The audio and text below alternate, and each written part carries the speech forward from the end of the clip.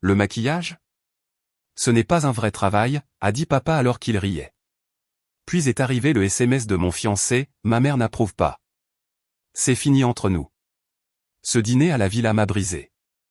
3 ans plus tard, je suis sorti de ma Ferrari, Forbes m'attendait. Ils se sont tus. Ils se sont moqués de mon pinceau. J'ai bâti une marque d'1 milliard de dollars avec. Je n'étais pas censé me sentir comme une étrangère à la table du dîner de mon propre frère, et pourtant, c'était le cas. La villa possédait cette quiétude spécifique que l'on trouve dans les endroits chers, où chaque surface semble absorber le son et chaque coin suggère que quelqu'un a fait des choix méticuleux et délibérés. Mon frère était celui qui avait fait ses choix, l'espace était un reflet de lui, de son goût et de son succès. Je n'y étais qu'une occupante. Tous les autres semblaient y avoir leur place. Mon père occupait le bout de la table, avec l'aisance décontractée d'un homme à qui on avait dit de nombreuses fois que ses opinions avaient une grande importance. Ma mère était assise à côté de lui, hochant la tête à tous les moments appropriés, son attention dérivant entre la conversation du dîner et la vue visible à travers les baies vitrées. Mon frère tenait la cour, répondant aux questions sur une récente affaire commerciale, des plans d'expansion et des délais qui semblaient à la fois ambitieux et inévitables. J'étais assise à la place qu'on m'avait assignée. Personne ne suggéra que je me rapproche, personne ne m'avait réservé une place près du centre de l'action. Quand l'assistante de mon frère apporta le vin, elle servit tout le monde avant moi, m'atteignant en dernier, presque comme une pensée après coup. Ce n'était pas une cruauté manifeste, c'était quelque chose de plus subtil, la supposition tacite que je n'avais pas besoin d'être incluse de la même manière que les autres. Mon père commença à discuter de la trajectoire de mon frère, un mot qu'il employait fréquemment quand il voulait donner de l'importance à un sujet. Il parla de vision, de risques calculés et du type spécifique de discipline nécessaire pour construire quelque chose de substantiel.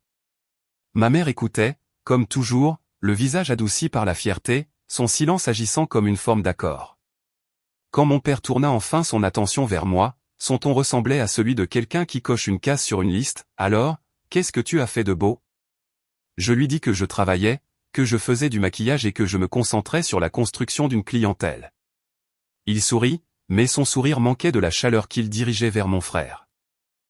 C'était le sourire que les gens utilisent quand ils sont polis, celui qu'on utilise en attendant que vous finissiez pour pouvoir passer à un sujet plus intéressant. Le maquillage, remarqua-t-il, ce n'est pas un métier sérieux. La table rit. Ce n'était pas un rire bruyant ou particulièrement méchant, c'était juste assez pour démontrer le raccord collectif. C'était juste assez pour me signaler que quoi que je fasse, cela ne se comparait pas aux réalisations de mon frère. Ce n'était pas le genre d'activité qui vous valait une place à cette table. Je baissai les yeux sur mes mains. C'étaient les mains qui avaient passé les 6 derniers mois agrippées à des pinceaux, mélangeant diverses palettes et travaillant tard lors d'événements où personne ne connaissait même mon nom. C'étaient les mains qui avaient nettoyé après des journées épuisantes, compté les pourboires pour couvrir le loyer et transporter tout ce que je possédais sur 3 volets d'escalier jusqu'à un studio avec une fenêtre qui ne fermait jamais tout à fait. J'avais entretenu l'idée que si je travaillais assez dur, restais assez silencieuse et ne demandais pas trop, on finirait par me voir. J'avais considéré le fait d'être assez bonne comme une sorte de monnaie, quelque chose que je pouvais économiser et dépenser quand cela comptait vraiment. Mais personne ne tenait les comptes. Mon téléphone vibra de nouveau. Je jetai un coup d'œil, m'attendant à un message de travail ou peut-être à une cliente confirmant une réservation. Au lieu de cela, je vis un texto de mon fiancé, l'homme que je devais épouser dans 8 mois. C'était l'homme dont la mère ne m'avait jamais vraiment apprécié, qui avait fait des commentaires désobligeants sur ma profession et mes origines. Le message était bref, balayant 8 mois de planification et 3 ans d'histoire en seulement 6 mots. Il n'offrit pas d'appel téléphonique ni de conversation. Il livra simplement le verdict de sa mère comme s'il s'agissait d'un décret, ma mère n'approuve pas. C'est fini entre nous. C'était fini parce que je ne correspondais pas à un critère qu'on ne m'avait jamais dit que je devais remplir. Je le lus 2 fois, la lumière bleue de l'écran m'aveuglant dans la pénombre de la villa. Puis je posai le téléphone, écran contre ma cuisse, et relevai les yeux vers la table. Personne n'avait remarqué.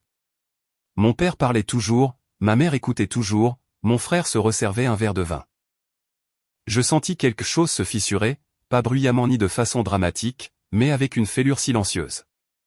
C'était le genre de rupture qui se produit quand on retient sa respiration trop longtemps et que le corps cesse enfin d'attendre la permission de lâcher prise. J'avais été coupé de 2 familles simultanément, celle dans laquelle j'étais né et celle que je pensais être en train de construire. L'approbation n'était pas de l'amour, c'était une permission. Et je l'avais demandé toute ma vie. Je me levai avant que le dessert ne soit servi. Personne ne me demanda de rester. Mon père était au milieu d'une phrase, parlant des tendances du marché. Ma mère me jeta un coup d'œil, son expression neutre, ni inquiète ni surprise. Mon frère ne leva pas les yeux du tout. Je dis quelque chose sur le fait de devoir partir tôt, bien que je ne me souvienne pas des mots exacts. Cela n'avait pas d'importance. Personne n'essaya de me retenir. Je sortis de cette villa et de cette vie soigneusement arrangée.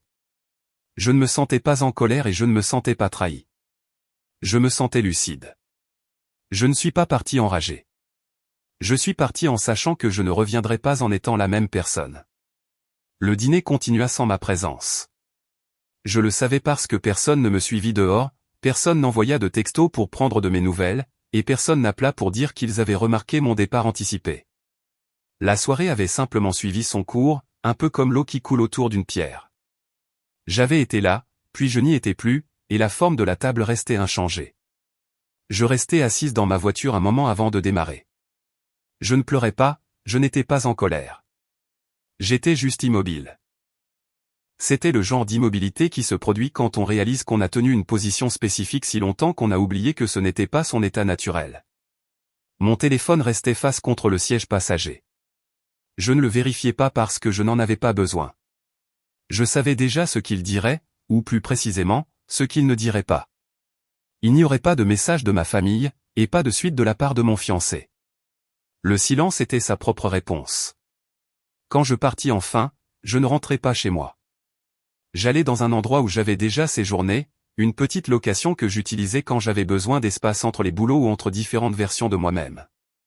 Ce n'était pas grand-chose, un lit, une kitchenette et une fenêtre qui donnait sur un parking, mais c'était à moi d'une manière qui comptait vraiment. Personne n'avait d'opinion à ce sujet, et personne n'en était déçu. Je m'assis sur le bord du lit et regardai mes mains une fois de plus.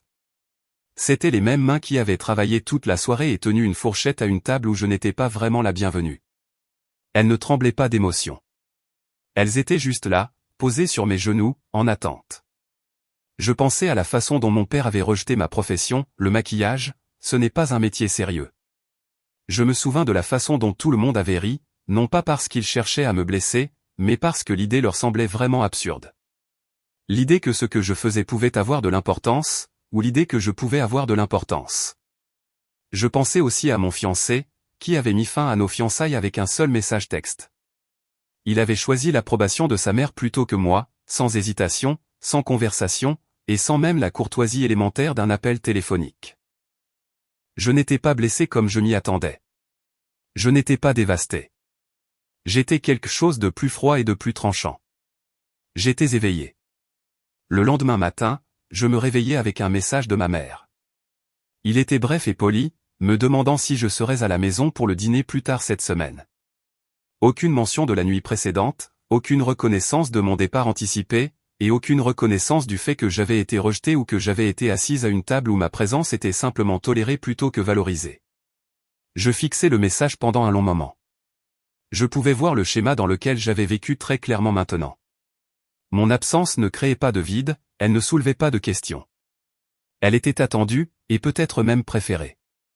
J'avais passé une si grande partie de ma vie à essayer de m'intégrer dans un espace qui n'avait jamais été conçu pour moi.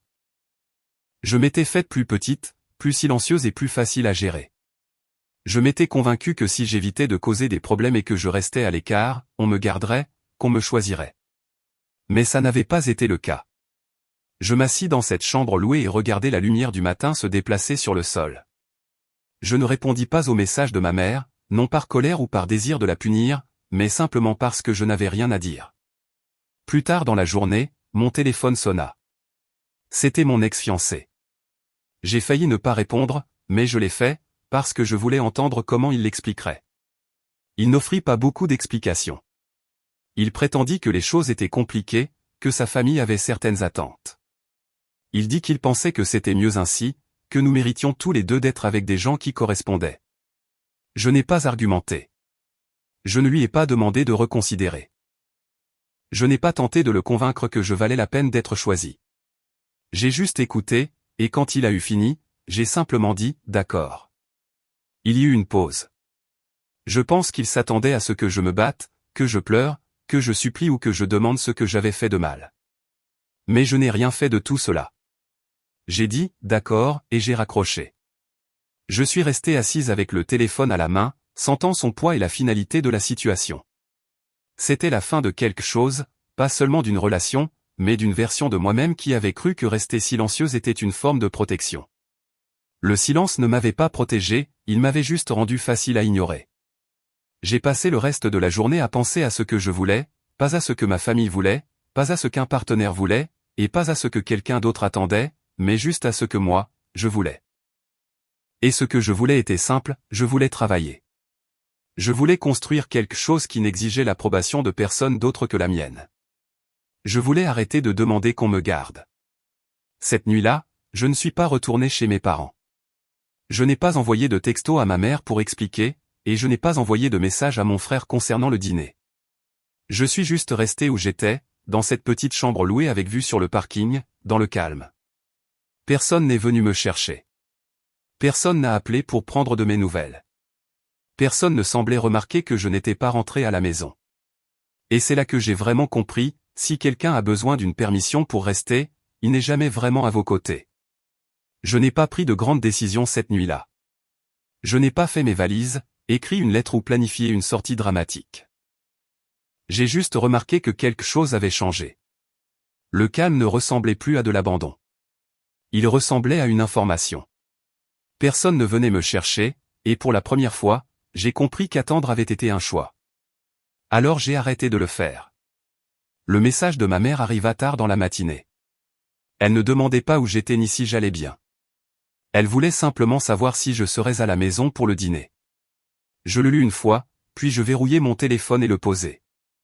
Il n'y avait rien à répondre. Le silence n'était plus un vide que je devais combler, c'était une frontière que je traçais enfin. En début d'après-midi, je retournais en voiture chez mes parents. J'y allais à une heure où je savais que le rythme de la maison serait le plus distrait. Mon père serait dans son bureau, plongé dans les rapports des marchés étrangers. Mon frère serait au cabinet. Ma mère serait préoccupée par la logistique de son prochain gala de charité, débattant des listes d'invités et des plans de table. Je ne retournais pas pour parler. Je retournais pour récupérer ce qui m'appartenait. La maison était exactement la même, ordonnée, finie et intacte. Quand je suis entré, l'immobilité climatisée ressemblait moins à un retour qu'à l'entrée dans une galerie où je ne faisais plus partie de la collection. Ma mère était dans la cuisine, examinant un arrangement floral. Elle leva les yeux, enregistra ma présence avec un bref sourire poli, et retourna ajuster une tige d'hortensia. Je montai dans ma chambre. J'ouvris le placard et commençai à choisir, pas tout, juste l'essentiel, les vêtements qui me ressemblaient, les pièces pratiques que je portais pour les longues journées sur les plateaux, les livres que je lisais vraiment, et une seule boîte pour les objets personnels qui comptaient. Je m'arrêtai devant ma coiffeuse. Là reposait une lourde boîte à bijoux en plaqué argent, un cadeau de mon père pour mon 21e anniversaire. J'avais l'habitude de la polir chaque semaine, la traitant comme une encre physique à cette famille. Je l'ouvris, vis les perles que ma mère avait choisies pour que je les porte aux bonnes soirées, et la refermai. Je la laissai sur la commode. Si un cadeau était destiné à me modeler en quelqu'un que je n'étais pas, je ne voulais pas en porter le poids. Ma mère apparut dans l'embrasure de la porte pendant que je pliais une veste en jean. « Tu vas quelque part ?» demanda-t-elle. Sa voix était légère, comme si elle posait des questions sur un week-end. « Je vais rester dans mon studio pendant un moment, » répondis-je. Elle hocha la tête, ses yeux dérivant vers la boîte ouverte sur mon lit, puis de nouveau vers le couloir. « As-tu besoin d'aide avec les boîtes ? » « Non, ça va. » Elle s'attarda une seconde, ses doigts tapotant un rythme sur le cadre de la porte, une de ses habitudes quand elle était prête à passer à la tâche suivante. « D'accord, » dit-elle. « Fais-moi savoir si tu changes d'avis pour le dîner. » Elle s'éloigna avant que je puisse répondre. Je portai la première boîte à la voiture. Lors de mon deuxième voyage, mon père me croisa dans le couloir. Son téléphone était collé à son oreille, sa voix tranchante alors qu'il discutait d'un contrat. Il ralentit à peine, me faisant un signe de tête distrait en contournant ma boîte. Il ne demanda pas pourquoi je sortais ma vie par la porte d'entrée dans du carton. Il ne se retourna pas. Mon frère n'était pas à la maison. Son absence était la seule chose qui semblait constante. Je chargeais la dernière boîte dans le coffre et restais là un moment, les clés à la main. La maison derrière moi ne ressemblait pas à une perte. Elle semblait neutre, comme une chambre d'hôtel que j'avais quittée après un très long séjour. Partir ne nécessitait pas de dispute ou de sortie dramatique. Cela ne nécessitait pas la permission de gens qui ne me regardaient pas de toute façon. Cela nécessitait juste du mouvement. Je montai dans la voiture et partis. Personne ne regarda par la fenêtre. Personne ne suivit. Pour la première fois, ce manque d'attention ne ressemblait pas à une blessure. Il ressemblait à la liberté. Le premier endroit où j'ai travaillé n'était pas impressionnant.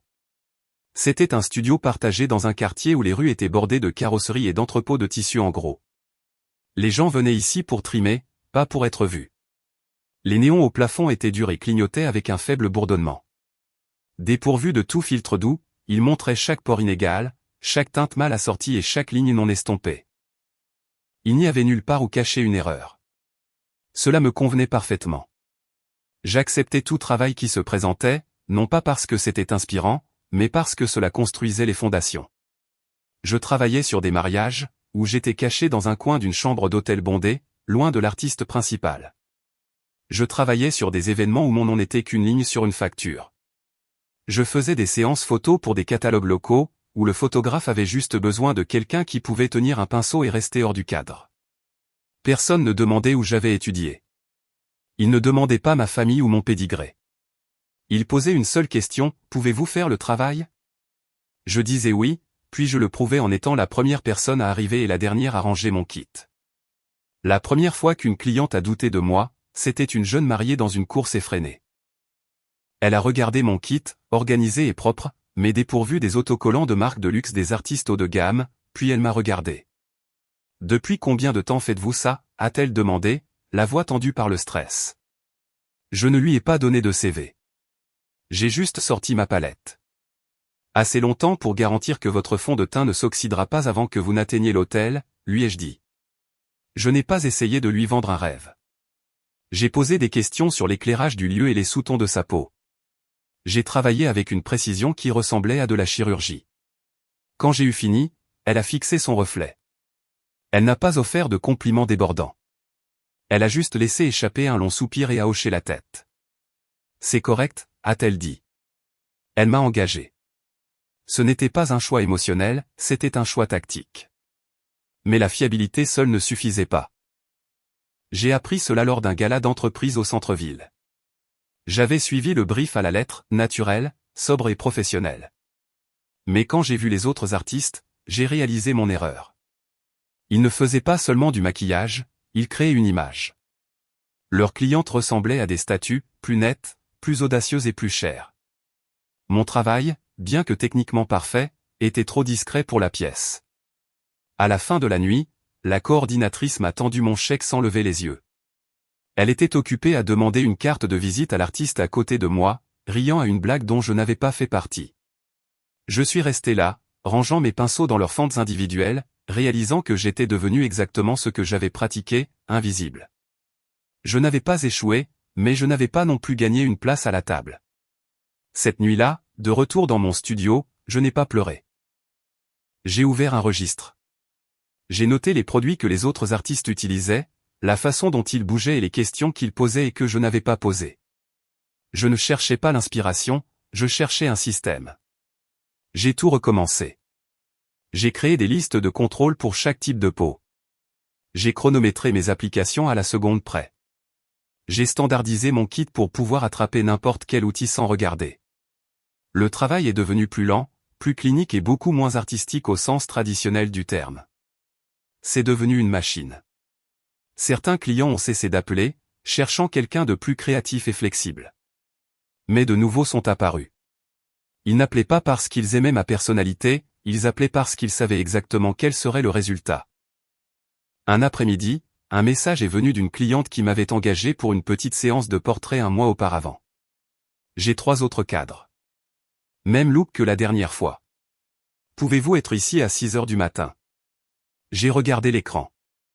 Ce n'était pas un moment de gloire, c'était la confirmation d'un échange. J'ai pensé à la voix de mon père résonnant dans cette villa, le maquillage, ce n'est pas un vrai métier. Il avait raison. Dans son monde, un travail était une question de pouvoir et de titre. Dans mon monde, cela devenait une structure que personne ne pouvait démolir. Je n'attendais plus que le monde me remarque. J'étais trop occupé à m'assurer que quand il le ferait, il n'aurait rien à critiquer. Le travail s'installa dans un rythme. Ce n'était pas le genre d'élan qui faisait les gros titres, mais c'était assez pour arrêter l'angoisse quotidienne de vérifier mon application bancaire. J'étais réservé 3 semaines à l'avance. Les recommandations n'étaient plus des inconnus cherchant une bonne affaire, c'étaient des clients qui reconnaissaient mon nom. Mais avec cette stabilité est venu un autre type de pression, la tentation du raccourci. L'appel est venu d'un homme nommé Marcus. C'était un coordinateur à haut volume qui gérait la logistique pour d'énormes salons professionnels et galas d'entreprise. Il parlait avec le ton sec et efficace de quelqu'un qui voyait les visages humains comme des pièces de chaîne de montage. Il m'a dit qu'il avait vu mon travail et qu'il avait des places à pourvoir. Nous nous sommes rencontrés dans une charcuterie bondée en milieu de matinée. Il n'a rien commandé. Il a juste tapoté un stylo contre la table en stratifie et a exposé les chiffres. C'était plus d'argent que je n'en avais vu en un mois, mais cela venait avec une condition. L'efficacité est la seule mesure qui compte ici, a dit Marcus, ses yeux balayant la pièce plutôt que de me regarder. 15 minutes par chaise, 20 au maximum.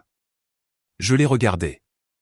On ne peut pas préparer correctement la peau en 15 minutes, et encore moins terminer une application complète. Il haussa les épaules, un mouvement dédaigneux. Les clients ne voient pas la différence sous ces lumières de scène. Ils veulent juste une couche de mat et une lèvre audacieuse pour les photos. Sauter la base, sauter le dégradé complexe. Personne ne regarde d'aussi près. Je n'ai pas argumenté. J'ai juste regardé la façon dont il tapotait ce stylo, rythmique, impatient et exigeant. Je lui ai dit que j'y réfléchirais. Il a souri, une expression mince et entendue qui supposait que mon compte en banque prendrait la décision pour moi. Je ne l'ai pas rappelé. Ce n'était pas une grande prise de position héroïque.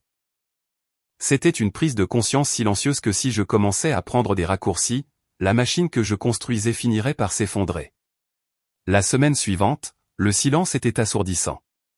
2 de mes essais de mariés réguliers ont été annulés. Une boutique locale que je courtisais pour leur séance photo de catalogue a décidé de faire appel à une équipe plus rapide. Mon calendrier, qui avait enfin l'air solide, a commencé à montrer des trous blancs à nouveau. Je me suis assise à ma table de cuisine un soir, fixant les carrés vides sur l'écran. L'envie d'appeler Marcus était une douleur sourde dans ma poitrine. Il est facile de parler d'intégrité quand on est occupé. C'est beaucoup plus difficile quand on est assis dans une pièce calme, se demandant si on est noble ou tout simplement têtu. Ce qui m'a arrêté, ce n'était pas la fierté. C'était le souvenir de mon kit, la façon dont je nettoyais méticuleusement chaque pinceau et la façon dont je recherchais la composition chimique de mes fonds de teint pour m'assurer qu'ils n'irriteraient pas la peau d'une cliente. Si je jetais ça pour la chaîne de montage de Marcus, je ne serais pas différente de la version de moi qui était assise à la table de mon frère, attendant la permission d'exister. 10 jours plus tard, un message est arrivé d'une femme qui avait vu mon travail lors d'un vernissage privé il y a des mois. On m'a dit que vous êtes la seule personne qui regarde vraiment la structure osseuse au lieu de simplement peindre par-dessus, a-t-elle écrit. J'ai un événement. Peu importe le temps que ça prend, je veux juste que ce soit bien. Je l'ai réservé. Quand nous nous sommes rencontrés, elle s'est assise dans ma chaise et a fermé les yeux, laissant échapper un soupir de soulagement quand elle a réalisé que je ne me pressais pas. Je ne lui ai pas parlé de Marcus ou des semaines vides. J'ai juste travaillé. J'ai senti le poids du pinceau, la texture de la crème et le processus lent et délibéré de construire quelque chose qui durerait plus longtemps qu'une photographie. À la fin de la séance, elle ne s'est pas contentée de me payer. Elle a demandé une pile de mes cartes à donner à son conseil d'administration. Je suis sorti de ce travail et n'ai pas vérifié mon téléphone pendant longtemps. Je n'avais pas l'impression d'avoir gagné une guerre. Je me sentais juste stable. Le travail n'avait pas besoin d'aller plus vite, il avait juste besoin d'avancer avec intention. La réunion s'est faite par une recommandation que je n'attendais pas. Le message était vague, une consultante que je connais cherche un partenaire pour construire un modèle d'agence spécialisée. Votre nom est apparu. J'ai accepté de la rencontrer, mais je ne me suis pas fait d'illusions. J'avais appris que dans cette industrie, le mot « opportunité » était souvent juste une façon polie de demander du travail gratuit. Nous nous sommes rencontrés dans un restaurant du centre-ville où les tables étaient très espacées et le seul son était le faible cliquetis de l'argenterie lourde. La personne en face de moi, Une femme nommée Elena avec des yeux qui semblaient scanner les faiblesses, n'a pas perdu de temps en bavardage. Elle n'a pas posé de questions sur ma passion ou mon parcours. Elle a posé des questions sur ma logistique. Comment gérez-vous un samedi doublement réservé quand votre artiste principal a une migraine, a-t-elle demandé. Quel est votre protocole pour un rappel de produit en pleine session? Comment documentez-vous votre théorie des couleurs pour une cliente qui a besoin d'un look répété 6 mois plus tard? Elle n'était pas intéressée par mon histoire, elle était intéressée par mes schémas. Quand elle a demandé si j'avais pensé à la mise à l'échelle, j'ai senti un serrement familier dans ma poitrine. Dans mon monde, la mise à l'échelle signifiait lâcher prise. Cela signifiait que mes mains ne seraient plus les seules sur les pinceaux. Vous êtes un goulot d'étranglement, a dit Elena, sa voix calme et dénuée de malveillance. En ce moment, l'entreprise est votre battement de cœur. Si vous vous arrêtez, elle s'arrête. Si vous voulez construire une fondation qui dure, vous devez cesser d'être une artiste et commencer à être un système. Puis sont venues les conditions. Si j'acceptais le soutien de son entreprise, je devrais standardiser chaque kit. Je devrais utiliser leur CRM pour suivre chaque minute d'une session. Je n'aurais plus le dernier mot sur les clients que nous prenions ou sur la façon dont nous fixions nos prix. L'instinct sur lequel je m'étais appuyé pour survivre serait remplacé par des feuilles de calcul et des indicateurs de performance. Il ne s'agit pas de vous prendre votre voix, a-t-elle dit, sentant mon hésitation. Il s'agit de s'assurer que votre voix puisse être entendue même lorsque vous n'êtes pas dans la pièce. Je lui ai dit que j'avais besoin de temps. Elle n'a pas insisté. Elle n'a pas offert un discours répété sur l'atteinte de mon potentiel. Elle a juste payé l'addition et est partie. À la maison, l'idée pesait comme un poids. J'ai regardé mes pinceaux, disposés en ordre parfait sur ma coiffeuse. J'ai essayé d'imaginer une inconnue les utilisant. J'ai essayé d'imaginer mes décisions filtrées par les filtres de responsabilité d'Elena. J'ai pensé à mon père. J'ai pensé à la façon dont il présentait son contrôle comme un conseil, la façon dont son « c'est pour ton bien » signifiait toujours « fais-le à ma façon ». C'était différent, mais l'ombre était la même. Pour grandir, je devais abandonner la chose même qui m'avait gardé en sécurité, l'autonomie totale. Je l'ai revu une semaine plus tard. Nous nous sommes assises dans la même pièce calme. Nous avons passé en revue les détails, les pourcentages, la perte du droit de veto créatif et le changement d'autorité. Il y a eu un moment, alors que je fixais le contrat, où j'aurais pu partir. J'aurais pu rester petite, rester en sécurité et garder le contrôle. Je l'ai signé. 2 semaines plus tard, la transition a commencé. Il n'y a pas eu de ballon ni de mai de bienvenue. Juste une série d'identifiants de connexion pour de nouveaux logiciels et une invitation de calendrier pour une réunion de 3 heures sur les procédures opérationnelles standards. Quand la première réunion s'est terminée, je suis restée assise dans mon studio pendant longtemps. Mon kit était toujours là. Mes mains étaient toujours les mêmes. Mais le travail n'était plus seulement le mien. Il appartenait maintenant à une structure. Je ne me sentais pas comme si on m'avait sauvée. Je ne me sentais pas chanceuse. Je sentais le poids lourd et sobre d'un autre type de responsabilité. Je n'étais plus seulement responsable du visage en face de moi. J'étais responsable de la machine que je venais d'accepter de construire. Le rythme changea si brusquement que l'hésitation devint un handicap. Mon travail, qui avait toujours été une conversation solitaire entre moi et le reflet d'une cliente, devint soudain une série de décisions logistiques qui vivaient autrefois dans ma tête et devaient maintenant être traduites en feuilles de calcul, calendrier partagé et discussions de groupe. Ce n'était pas le chaos, mais c'était incessant. Ça n'attendait pas que je me sente prête. J'ai engagé ma première assistante, Sarah, parce que les calculs ne fonctionnaient plus. J'avais atteint la limite du nombre d'heures que je pouvais passer debout sans que mon travail en souffre. Je pouvais soit refuser des contrats bien rémunérés, soit laisser quelqu'un d'autre toucher les pinceaux. Sarah était efficace. Elle pouvait préparer un visage en 2 fois moins de temps que moi, et son kit était aussi organisé qu'un plateau chirurgical. Mais elle n'était pas moi. Au début, j'étais une ombre. Je planais au-dessus de son épaule, micro-ajustant l'angle de son pinceau estompeur ou suggérant une base différente pour une cliente dont la peau était parfaitement normale. Je me disais que c'était du contrôle qualité. Un après-midi, alors que nous rangions après une fête de mariage, Sarah s'arrêta et me regarda. « Pourquoi m'as-tu engagé si c'est pour refaire chaque ligne que je trace ?» demanda-t-elle. Sa voix n'était pas en colère, elle était juste fatiguée. Je n'avais pas de réponse. Je me suis forcé à prendre du recul. J'ai commencé à rester dans la zone de préparation, gérant les horaires et l'éclairage, la laissant s'occuper des clientes. La plupart du temps, les résultats étaient parfaits. Parfois, une cliente préférait sa technique à la mienne. Cela me déstabilisa plus qu'une erreur ne l'aurait fait. C'était la prise de conscience que l'entreprise pouvait survivre sans mon contact constant. Lâcher prise ne ressemblait pas à une victoire, j'avais l'impression d'être effacé de mon propre métier. À peu près à la même époque, les « non » sont devenus plus fréquents. J'ai arrêté de prendre les appels de 22 heures. J'ai arrêté de m'adapter aux clients qui oubliaient d'envoyer leur mood board jusqu'au matin de la séance. J'ai mis en place une politique de dépôt de garantie stricte et non remboursable. Une ancienne cliente, propriétaire d'une boutique qui m'appelait pour chaque séance photo de dernière minute sur les réseaux sociaux, était indignée. « Ce n'est qu'un travail de 2 heures », a-t-elle dit au téléphone. « Pourquoi dois-je signer un contrat maintenant ? » Parce que mon emploi du temps est géré par un système maintenant, pas seulement par mon téléphone, lui ai-je répondu. Elle n'a pas rappelé. Ce mois-là, mes revenus ont baissé car j'ai perdu 3 autres clients de longue date qui préféraient mon ancien mois sans limite. Je me suis assise dans mon studio, regardant les vides dans mon agenda numérique, me demandant si la structure d'Elena n'était en fait qu'une façon lente de faire faillite. Je me sentais plus petite, pas plus forte. Mais la croissance n'est pas toujours une pointe sur un graphique. Parfois, c'est juste le son des mauvaises personnes qui quittent la pièce. Le changement s'est produit 6 semaines plus tard. Un email est arrivé d'une maison de production que j'essayais de joindre depuis 1 an. Ils ne demandaient pas de faveur, ils ne demandaient pas de réduction.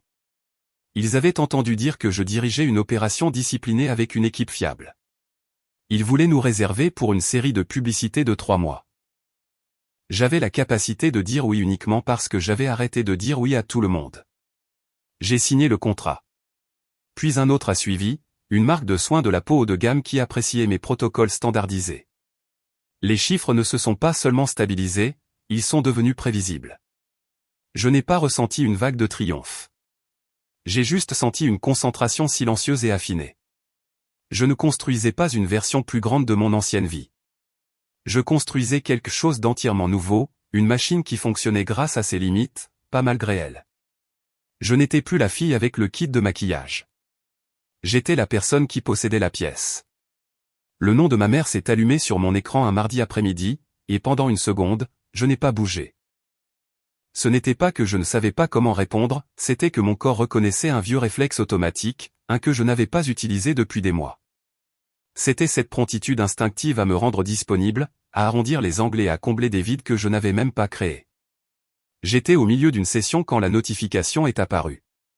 Ce n'était pas le genre de travail que les gens imaginent quand ils entendent « maquillage », pas de montage glamour ou de moment au ralenti devant un miroir. J'avais une cliente sur ma chaise et un chronomètre implacable dans ma tête. Dans mon entreprise, un seul coup de pinceau en retard pouvait se répercuter sur toute une journée de travail. Le téléphone vibra contre le comptoir. Je jetai un coup d'œil et vis le texto « Salut ma chérie, comment vas-tu ? J'ai entendu ton nom mentionné à un événement la semaine dernière. Les gens semblent connaître ton travail.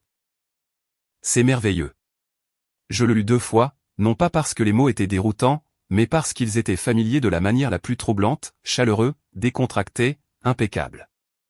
C'était un message écrit comme si les mois de silence entre nous n'étaient qu'un problème technique mineur, pas un choix délibéré. Elle ne demandait pas où j'avais été. Elle ne reconnaissait pas que j'étais parti et que j'étais resté parti. Elle ne vérifiait qu'une chose, si mon nom avait enfin commencé à avoir assez de poids pour être utile. Je posai le téléphone face contre table sans répondre et retournai à ma cliente. Mes mains ne tremblèrent pas, mais je remarquai avec quelle rapidité j'essayais d'effacer mentalement le message. L'ignorer semblait être le seul moyen d'empêcher les murs que j'avais construits de s'incliner. Après le rendez-vous, je nettoyais mes pinceaux plus lentement que d'habitude. Ce n'était pas par prudence, mais pour retarder. Mon registre numérique était ouvert sur la table à côté de moi, une longue liste de noms, de dépôts confirmés et un mois entièrement réservé. C'était la preuve physique que ma vie ne dépendait plus du fait que ma famille se souvienne que j'existais. 1 heure plus tard, j'ai envoyé une réponse aussi brève que possible, « Merci, les choses vont bien. » Ce soir-là, elle a appelé. L'écran affichait « Maman » en toutes lettres, et cette ancienne version conditionnée de moi a essayé de se relever, la version entraînée à répondre à la première sonnerie, à paraître joyeuse et à s'assurer qu'elle ne se sentait jamais dérangée par mon existence. Je l'ai laissé sonner assez longtemps pour m'entendre penser. Puis j'ai répondu. Sa voix était vive et familière, comme si nous nous étions parlé la veille. Elle a demandé comment j'allais, sur quoi je travaillais et si j'étais heureuse. Je lui ai donné des réponses simples et factuelles. Je ne lui devais plus de performance. J'allais bien. J'étais occupée. Oui, j'étais heureuse. Elle m'a dit qu'elle avait rencontré une mondaine lors d'un événement caritatif qui avait mentionné mon nom. Apparemment, j'avais fait le maquillage pour un mariage très en vue dont on parlait encore dans les cercles que ma mère appréciait. Elle l'a dit avec une note de surprise sincère, comme si elle ne s'était pas attendue à ce que je sois capable d'un travail qui comptait dans des pièces comme les siennes. C'est super, a-t-elle dit. Je ne savais pas que tu réussissais si bien. Je ne l'ai pas corrigé. Je n'ai pas souligné qu'elle ne le savait pas parce qu'elle n'avait pas regardé. J'ai juste laissé la phrase flotter dans l'air entre nous. Merci, ai-je dit. Il y a eu une pause. Je pouvais l'entendre chercher un pont sans regarder le gouffre qui nous séparait. Tu devrais passer un de ces jours, a-t-elle suggéré. Ton père adorerait t'entendre parler de ce que tu fais. Je te ferai savoir quand j'aurai une ouverture dans mon emploi du temps, ai-je répondu, le pensant exactement comme je le disais. Nous avons raccroché peu de temps après. Je ne me suis pas senti réchauffé par l'appel, mais je ne me suis pas senti blessé non plus. Cela n'a rien guéri. Cela a juste clarifié la nouvelle réalité, la validation qui n'arrive qu'après avoir réussi n'est pas une guérison, c'est juste une information. 2 jours plus tard, mon frère a appelé. Son ton était différent, confiant, pratique et déjà à mi-chemin d'un argumentaire. Il n'a pas demandé comment j'allais ni ce que les derniers mois m'avaient coûté. Il est allé droit au but, à la partie qu'il pouvait traduire dans son propre langage de retour sur investissement et d'expansion. Maman m'a dit que tu cartonnais, a-t-il dit. C'est génial. Écoute, si jamais tu as besoin de conseils sur la mise à l'échelle ou la structuration de l'agence, je suis passé par tout ça. Je suis heureux de t'aider. Je l'ai remercié et j'ai dit que je garderais ça à l'esprit. Il a continué à parler, partenariat, stratégie de croissance, synergie. Il m'a fallu un moment pour réaliser qu'il n'offrait pas d'aide, il se positionnait près du centre de ce que j'avais construit. Je l'ai laissé finir sans interruption. Je n'ai pas ressenti le besoin de défendre mes décisions. Quand il a finalement fait une pause, j'ai dit d'une voix égale, j'apprécie l'offre, mais j'ai déjà un système de soutien solide en place. Il n'a pas insisté. Il m'a juste dit de lui faire savoir si quelque chose changeait. Après avoir raccroché, je suis resté assise dans le silence de mon propre espace. C'était le même schéma familial, juste habillé de nouveaux vêtements. Quand mon travail était petit, c'était une blague. Quand il est devenu rentable, c'est devenu une entreprise. Ils n'étaient pas curieux de moi, ils étaient prudents de ne pas manquer un actif en hausse. Ce n'était pas malveillant, mais c'était constant. Ma famille était attirée par les choses qui pouvaient être mesurées et référencées en public sans embarras. Une semaine plus tard, ma mère a de nouveau envoyé un texto, m'invitant à un gala auquel mes parents assistaient. Tu devrais être là.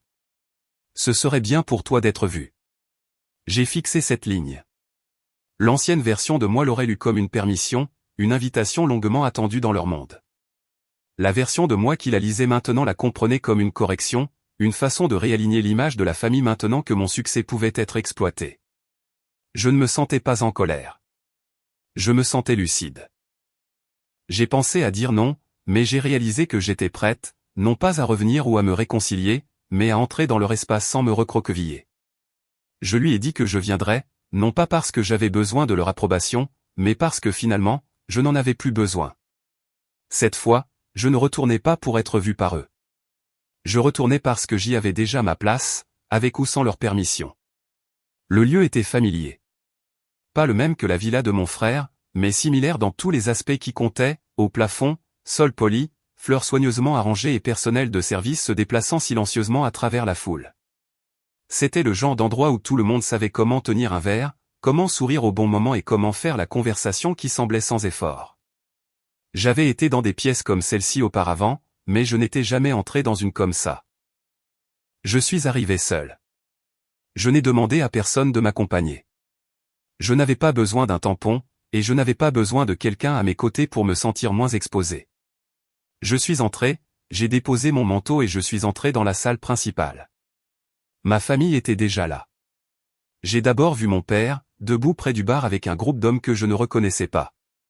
Il riait et gesticulait, occupant la pièce comme il le faisait toujours. Ma mère était à proximité, parlant à une femme en robe bleu marine. Mon frère était de l'autre côté de la pièce, en pleine conversation avec quelqu'un qui avait l'air vaguement important. Aucun d'eux ne m'a vu tout de suite. Je ne suis pas allé vers eux. J'ai trouvé une place près du bord de la pièce, assez proche pour être présente, mais assez loin pour observer. Je ne me cachais pas. Je ne me donnais juste pas en spectacle. Il a fallu quelques minutes avant que ma mère ne me remarque. J'ai vu le moment où c'est arrivé, la légère pause dans sa conversation et le changement dans son expression. Elle a souri, s'est excusée et a commencé à marcher vers moi. J'ai attendu. Elle m'a rejointe avec la même chaleur qu'elle portait toujours en public, le genre de chaleur qui semblait authentique mais qui était répétée.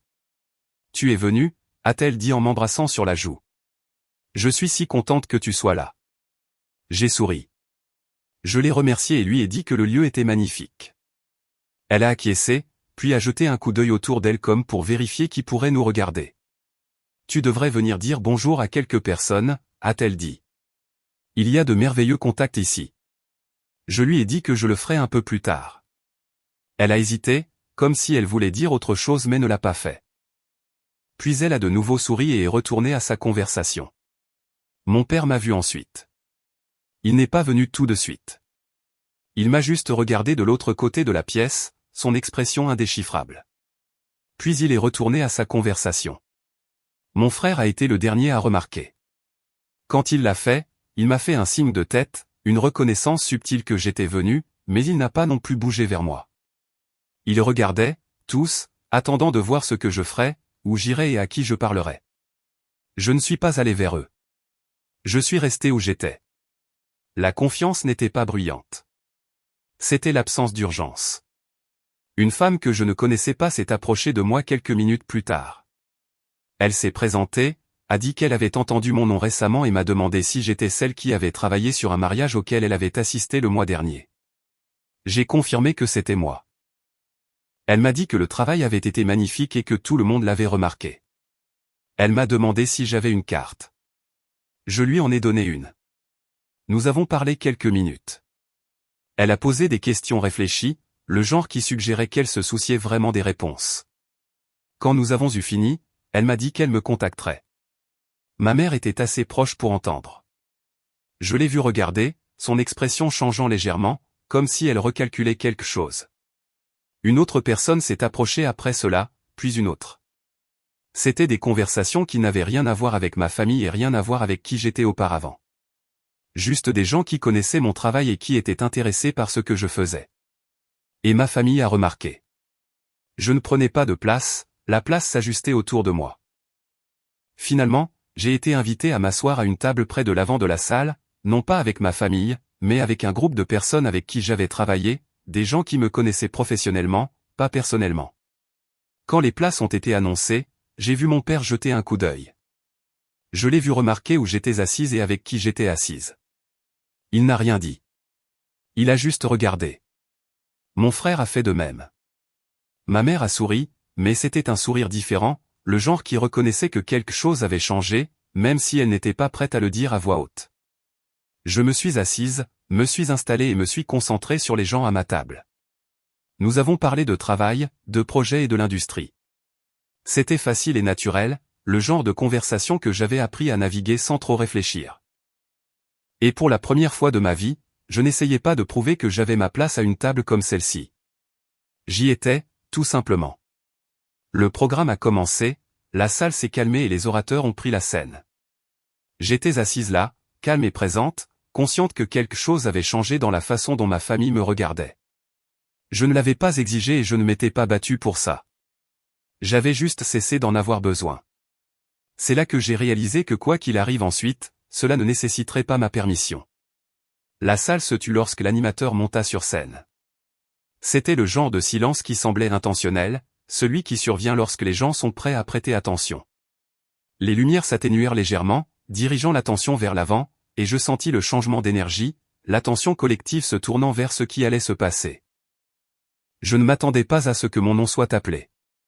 L'animateur remercia les sponsors, salua les organisateurs, puis passa à la reconnaissance de certaines personnes dans la salle qui faisaient un travail remarquable dans leur domaine.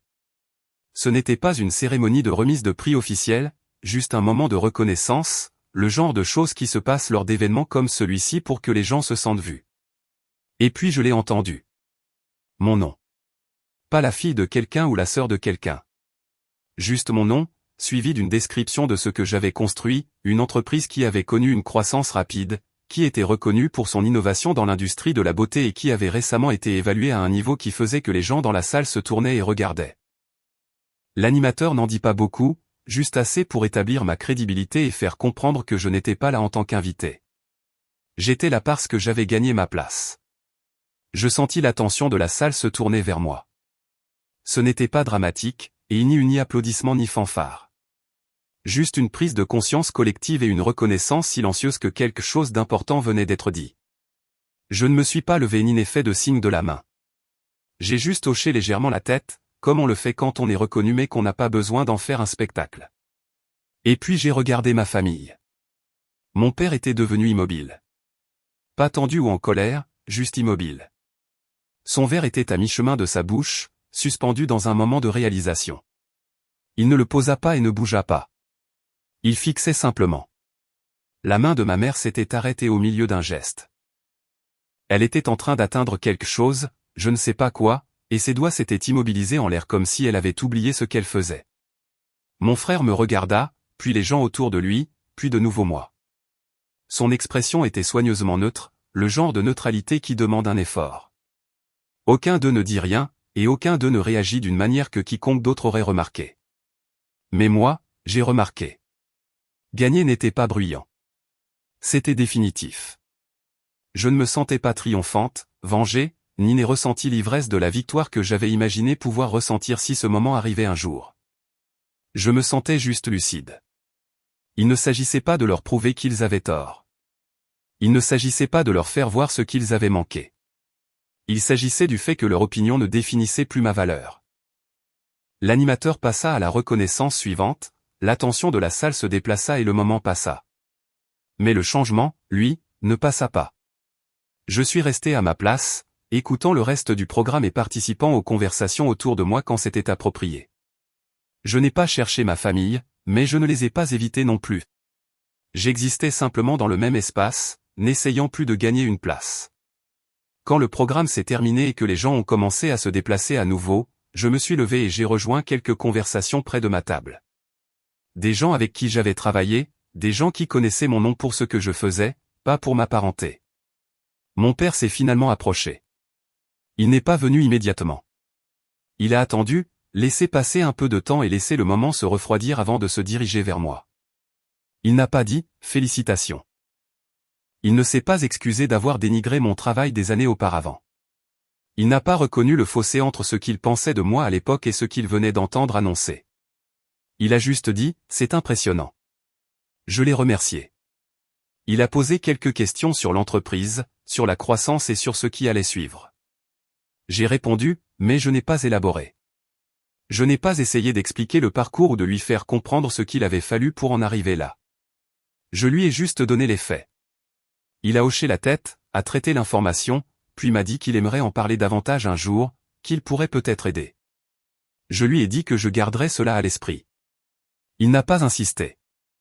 Il a juste hoché la tête à nouveau et est retourné vers son groupe. Ma mère est venue ensuite. Elle était plus douce et plus chaleureuse, mais il y avait quelque chose dans son expression que je n'avais jamais vu auparavant. Ce n'était pas de la fierté, exactement, mais plutôt une réévaluation. « Je suis si fière de toi », a-t-elle dit. J'ai hoché la tête. « Merci. » Elle voulait en dire plus, je pouvais le voir, mais elle ne l'a pas fait. Elle m'a juste serré la main et m'a dit que nous devrions nous voir bientôt. Je ne me suis pas engagé. J'ai juste dit que nous verrions. Mon frère n'est pas venu. Il est resté où il était, observant de l'autre côté de la pièce. Nos regards se sont croisés une fois, brièvement, et il m'a fait un petit signe de tête. C'était tout. Je n'ai pas gagné leur respect. J'ai dépassé le besoin de l'obtenir. Je suis parti avant la fin de l'événement. Non pas parce que j'étais mal à l'aise ou que je fuyais, mais simplement parce que je n'avais pas besoin de rester. J'avais fait ce que j'étais venu faire. J'avais été présente. J'avais été dans la même pièce que ma famille, non pas comme quelqu'un demandant l'approbation, mais comme quelqu'un qui n'en avait pas besoin. Et ils avaient senti la différence. Le moment passa. Ce qui resta, ce fut le changement. Le gala se termina, mais les conversations non. Mon père appela 2 jours plus tard. Ma mère envoya un texto le lendemain matin. Mon frère suivit avec un email, formel, méticuleusement formulé, suggérant que nous nous revoyions bientôt autour d'un café. Il se déplaçait avec la précision prudente de personnes approchant un actif précieux mais inconnu, essayant de ne pas l'effrayer avant de pouvoir s'assurer une participation. J'acceptai de déjeuner avec mon père la semaine suivante. Il choisit le lieu, comme toujours. C'était un restaurant qu'il fréquentait pour des réunions à enjeux élevés, un endroit où le maître d'hôtel le saluait par son nom et où les menus arrivaient sans qu'il soit nécessaire de se présenter. C'était un espace conçu pour rappeler à chaque invité que des décisions importantes y étaient prises par des personnes importantes. J'arrivais exactement à l'heure. Je m'habillais simplement, choisissant un blazer ajusté qui signalait le professionnalisme sans trop chercher à impressionner. Je n'étais pas là pour me donner en spectacle. Il était déjà assis, les yeux fixés sur un tableau de données sur son téléphone. Il leva les yeux, offrit un sourire exercé et se leva brièvement avant de me faire signe de m'asseoir. Il avait l'air à l'aise, assis au centre d'une pièce qu'il sentait lui appartenir. Nous commençâmes par les banalités habituelles, la participation au gala, la météo, la gentrification rapide du centre-ville. Puis, avec un pivot fluide et étudié, il changea de sujet. « J'ai regardé ce que tu as construit », dit-il en joignant ses mains sur la nappe en lin blanc. J'avoue que je n'avais pas réalisé toute l'étendue de l'agence jusqu'à récemment. Ce n'étaient pas des excuses. C'était une recalibration de ma valeur marchande. Il parla de vision et de timing de marché. Il expliqua comment l'industrie récompensait ceux qui comprenaient quand il fallait se développer agressivement. Il utilisa le même langage expansif que j'avais entendu toute mon enfance à la table du dîner, des phrases grandiloquentes comme « effet de levier », « positionnement sur le marché » et « synergie », des mots conçus pour paraître autoritaires sans s'engager sur un seul détail concret. J'écoutais en silence, le laissant terminer son argumentaire. Finalement, il se pencha en arrière, ses yeux se plissant légèrement. « Il y a des gens dans mon réseau que je pourrais te présenter. Le capital n'est pas l'obstacle si tu structures l'accord correctement. La vraie question est, à quel point es-tu prête à dominer agressivement le marché ?» Je hochai lentement la tête, comme si je pesais le mérite de son offre pour la première fois. « Notre chiffre d'affaires a augmenté de 23% d'un trimestre à l'autre, dis-je, ma voix plate et professionnelle. Mais j'ai intentionnellement freiné notre expansion au cours du dernier cycle. » Il fit une pause, les sourcils froncés. « Pourquoi ? Dans ce climat, on ne ralentit jamais l'élan. » « La rétention a baissé lorsque nous avons poussé pour le volume, répondis-je.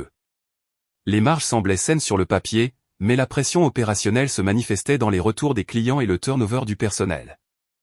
Je n'étais pas prête à échanger la valeur de la marque à long terme contre une hausse à court terme. Alors nous nous sommes ajustés. Je n'élevais pas la voix ni ne me précipitais. Je parlais comme je le faisais dans ma propre salle de conseil, précise, basée sur les données et entièrement dénuée d'émotion. Il me demanda notre taux de combustion. Je lui donnai le pourcentage exact. Il mentionna la diversification vers des lignes de produits. J'expliquai pourquoi nous attendions que la qualité de notre service se stabilise. Il suggéra de faire appel à des conseillers externes. Je listai les consultants que j'avais déjà sous contrat et expliquai précisément pourquoi ils avaient été choisis. Plus il parlait en larges abstractions, plus je devenais spécifique. Je le regardais réaliser que je ne faisais pas seulement du maquillage. Je dirigeais une machine. Il n'était pas offensé. Il recalculait. « C'est impressionnant, dit-il finalement. » Cette fois, cela ne sonnait pas comme l'éloge condescendant d'un père. C'était la reconnaissance d'un père. Puis il tenta une dernière fois, son ton plus calculé. « Avec les bonnes relations familiales, tu pourrais accélérer cela 10 fois. Les noms de famille ont un certain poids dans cette ville. » Je le regardai droit dans les yeux, mon expression stable. « J'en suis consciente, dis-je. C'est exactement pourquoi je suis si sélective quant aux personnes que je laisse entrer. » Il étudia mon visage, cherchant un soupçon de la fille qui avait autrefois désiré son signe d'approbation. Il ne la trouva pas. Nous terminâmes le déjeuner poliment. Il paya l'addition et nous sortîmes dans la lumière vive de l'après-midi. Il dit que nous devrions nous reparler bientôt. Je lui dis que nous pourrions, mais je ne sortis pas mon agenda. L'approche de ma mère fut différente. Lorsque nous nous rencontrâmes pour un café, elle évita les affaires. Elle parla du fait que ma présence lui manquait et de la fierté qu'elle avait toujours eue en silence. Elle parla comme si cette fierté avait été une constante, cachée sous la surface, plutôt que quelque chose gagné grâce à une mention dans Forbes. Je la laissai parler. Je ne corrigeai pas ses révisions de l'histoire. Quand elle me demanda si je reviendrais au dîner de famille du dimanche, je lui dis que j'y réfléchirais. Elle me serra la main et me dit qu'elle m'aimait. Je lui dis que je l'aimais aussi. Les deux déclarations étaient vraies, mais elles n'avaient plus le pouvoir de me lier. La prise de contact de mon frère resta la plus clinique. Il envoya un email sur l'alignement stratégique et les chemins qui se croisent. Je répondis avec une courtoisie professionnelle et rien de plus. Au cours des semaines suivantes, ils restèrent présents, planant aux abords de ma vie, ni exigeants ni agressifs. Ils voulaient un accès, non seulement à moi, mais à l'écosystème que j'avais construit. Et j'ai finalement compris la différence. Je n'avais pas besoin de les couper de ma vie ou de commencer une confrontation. Les limites n'exigent pas de drame. Elles n'exigent que de la cohérence. Ils avaient enfin vu ce que je pouvais faire, mais j'avais déjà décidé ce que je ne leur donnerais pas. Mon entreprise était à moi. Mon avenir était à moi. Et pour la première fois, mon nom m'appartenait, pas à eux. Le travail continua, non pas avec un rugissement, mais avec une pulsation constante et délibérée. L'entreprise grandit de manière durable plutôt qu'explosive. Je fus embauché avec prudence. Je m'étendis avec intention. Je commençai à dire non plus souvent que je ne disais oui, et je réalisais avec un sentiment de soulagement silencieux que j'avais cessé de m'en excuser. Ma famille resta dans ma vie, bien que l'orbite ait changé. Nous nous envoyions des textos occasionnellement, nous nous voyions aux vacances et lors de ces événements de la haute société où la présence est une exigence sociale mais où la proximité est facultative. Il ne dénigrait plus mon travail. Il ne riait plus quand quelqu'un demandait ce que je faisais dans la vie, et il ne suggérait plus jamais que le maquillage n'était pas un vrai métier. Il ne le comprenait toujours pas entièrement, mais j'avais finalement atteint un point où je n'avais plus besoin qu'il le comprenne. Mon père m'envoyait occasionnellement des articles sur les tendances du marché ou le capital risque. Je le remerciais. Parfois je les lisais, et parfois je les laissais dans ma boîte de réception. Ma mère m'invitait au dîner du dimanche. J'y allais quand j'en avais envie, et je n'offrais aucune excuse élaborée quand ce n'était pas le cas. Mon frère me contactait avec des questions qui ressemblaient à de la curiosité professionnelle mais qui portaient encore le faible parfum du calcul. Je ne répondais qu'à ce que je me sentais à l'aise de partager. Nous étions une famille, mais nous n'étions plus enchevêtrés. La relation s'était installée sur un territoire que je pouvais naviguer, pas chaleureux, pas particulièrement proche, mais honnête. Le succès n'avait pas guéri les vieilles blessures, il les avait simplement empêchées de saigner. Je pensais encore à la femme que j'avais été, celle assise à cette table de dîner dans la villa, les mains étroitement jointes sur ses genoux, écoutant l'œuvre de sa vie être réduite à une blague. Celle qui croyait que si elle restait assez silencieuse, quelqu'un finirait par remarquer qu'elle valait la peine d'être gardée. Je n'avais pas de ressentiment envers elle. Je ne vivais tout simplement plus dans sa peau. Quelques mois après le gala, j'étais au studio tôt un matin. L'espace était drapé dans le gris paisible de l'aube, silencieux à l'exception du faible bourdonnement des lumières et du cliquetis rythmique des pinceaux posés sur la station. Une nouvelle assistante, une fille pas plus âgée que je ne l'avais été au début, arriva avec quelques minutes de retard. Elle commença à s'excuser avant même d'avoir franchi le seuil. « C'est bon », dis-je sans lever les yeux de ma palette. « Installe-toi à la station 3. » Elle se tint à côté de moi pendant l'heure suivante, observant chaque mouvement de mon poignet avec une sorte d'intensité désespérée. Elle hochait la tête trop souvent, comme si elle était terrifiée de manquer un seul détail. Quand je lui ai finalement tendu un pinceau estompeur et lui ai demandé de prendre le relais pour la couche de base, elle se figea. Ses mains tremblaient. C'était un léger tremblement, mais dans notre monde, 1 millimètre est 1 kilomètre. Elle le remarqua aussi. Je vis ses épaules se voûter, sa respiration se bloquer alors qu'elle se préparait à une correction sèche ou à un soupir dédaigneux. Je reconnus ses mains. Je me souvenais de ce que c'était que de tenir des outils que le monde jugeait d'insignifiants, tout en sachant qu'ils étaient les seules choses qui me nourrissaient, les seules choses qui prouvaient que j'étais capable de survivre par mes propres moyens. Je ne dis rien au début. Je ne soulignais pas le tremblement. Je me suis simplement approché, j'ai ajusté l'angle de la lumière annulaire pour qu'elle frappe les pommettes du modèle, et j'ai posé doucement une main sur l'épaule de la fille. Ce n'était pas un geste de conseil ou de contrôle. C'était juste une encre. « Prends ton temps », dis-je doucement. « Personne dans cette pièce ne te presse. » Je sentis la tension quitter son corps. Ses mains se stabilisèrent, pas parfaitement, mais suffisamment. Elle continua, plus lentement maintenant, ses mouvements devenant plus délibérés, plus mérités. Quand elle eut fini, elle me regarda, ses yeux cherchant un verdict. « C'est bien », lui dis-je. Et je le pensais. Non pas parce que c'était impeccable, mais parce que c'était soigné. C'était un travail honnête. Elle expira un souffle qu'elle semblait retenir depuis des années. Je ne lui ai pas raconté l'histoire de ma vie. Je ne l'ai pas prévenu de la froideur du monde ni ne lui ai promis une gloire que je ne pouvais garantir. Je lui ai simplement donné ce dont j'avais autrefois rêvé, de l'espace, des attentes claires, un salaire juste et une pièce où elle n'avait pas à s'excuser de son ambition. C'était suffisant. Plus tard ce soir-là, seul dans mon appartement, je réalisais à quel point le cercle avait voyagé. Je pensais à la distance entre les mains dont on s'était moqué à travers une table de dîner en lin blanc et les mains qui stabilisaient maintenant celles de quelqu'un d'autre. Je ne me sentais pas victorieuse. Je n'avais pas l'impression d'avoir gagné une bataille.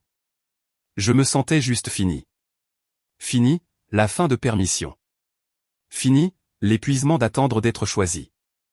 Fini de rétrécir mon âme pour m'adapter à des pièces qui n'avaient jamais été conçues pour supporter tout mon poids.